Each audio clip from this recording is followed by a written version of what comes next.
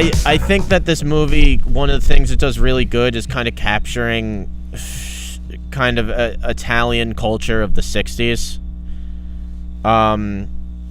Like I say a lot that I like kind of the historical aspects of like gangsterism.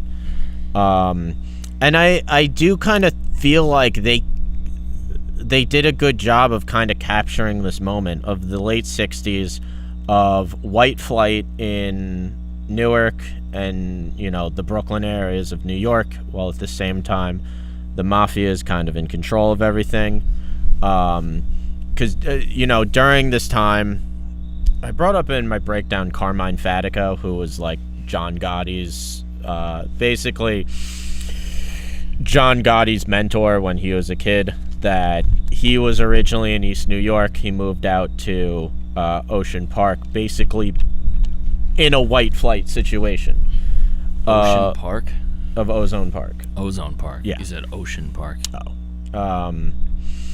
But basically because of changing demographics in those areas. East New York and Ozone Park are on the border of each other too. So it's not that big of a... But kind of capturing this time and kind of capturing like the resentment against kind of the mafia during this time, especially by gangsters of other ethnicities.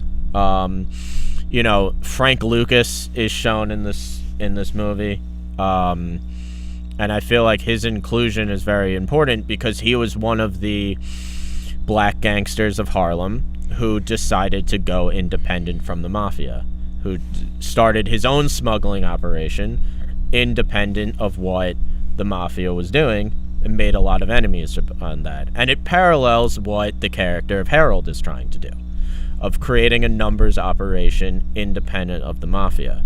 And you see that, like, you know, when we talked about the Westies of Mickey Spillane, who, you know, the Irish boss who is basically trying to distance himself and become independent of the mafia on the west side of Manhattan. And I feel like it captures this moment of black gangsters. It's at the end of civil rights who are trying to say, like, you know, we should be our own bosses. We shouldn't be giving the Italians money anymore because we're tired of them basically taking everything from us. Yeah. I like the character of Harold. And when I watched this movie, I was, like, trying to remember, like, if he's mentioned at all in The Sopranos. He's not. No. He plays Aaron Burr in Hamilton. Yes. Yeah. Yes, he does. And I found this interesting of, like, reading the script because I didn't recognize that character in the Sopranos series. I was expecting him to die. Like, I thought he was going to get killed strictly because he's not in the Sopranos. Yeah, but they propped him up to be like a true kind of, not a protagonist, but he was a very large character in the film. I thought he was going to get killed by the end, but he basically wins. You know? He basically wins. Dickie Moltisanti is killed, not by Harold's hand. Well, they don't tell how it plays out. Yeah. You know? But we see that by the end, Harold is so successful, he's able to move into one of the white neighborhoods. Right. And what I talked about was basically, since we don't see him later in The Sopranos, I feel like we can assume that things don't end well for Harold. Well, that's what I'm saying. You don't see. You're saying he wins at the end, but we don't see how that plays out. Like he might get murdered at the final point of the movie. He's on top, but we know just from, you know, the series of The Sopranos and just how the life of gangsters play out, that even if he's on top now, this isn't going to have a happy ending for Harold. No.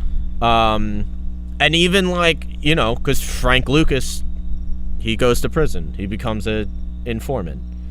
You know, right. For the guy who the real life gangster who Harold is almost based off of. He himself goes to prison. Is that American Gangster yes. based off of him? Yeah. And the portrayal of Frank Lucas in this movie is much more accurate to the actual Frank Lucas.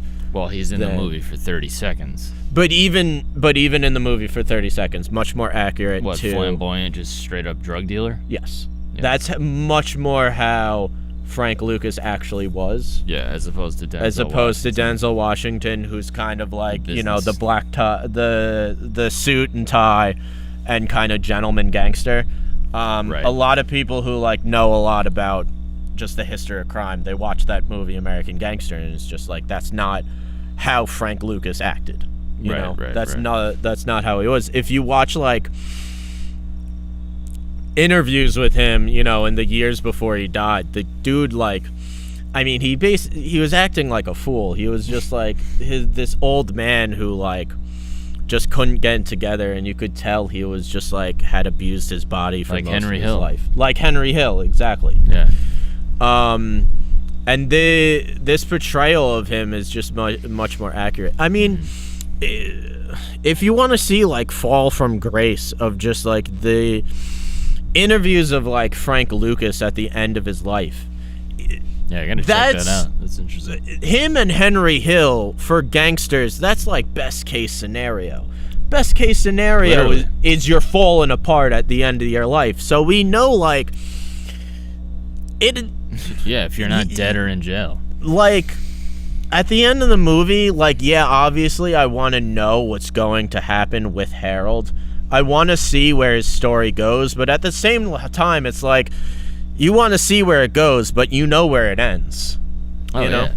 And we know from the beginning that this movie is going to end with Dickie getting killed. We know from the beginning. Well, yeah, that's true. Because we've seen The Sopranos that he dies violently. Yeah. And we also know that, I mean, we don't know, I guess, but we know that Tony Soprano also is going to die violently. We know that Christopher is going to die violently. Well, I don't know. Or that he's going to be in prison. Or that he's going to be in prison. Yeah.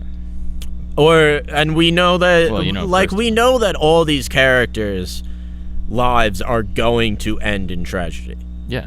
And that's just that's the point of kind of this show and this movie, is that these are doomed characters. Yeah. I do kind of like the like sense of dread throughout the entire movie of just like, you know, things aren't going to go good. And you know, Dickie Moltisanti, we see him always saying like, oh, I want to be a good person. But we know it's not going to happen for him.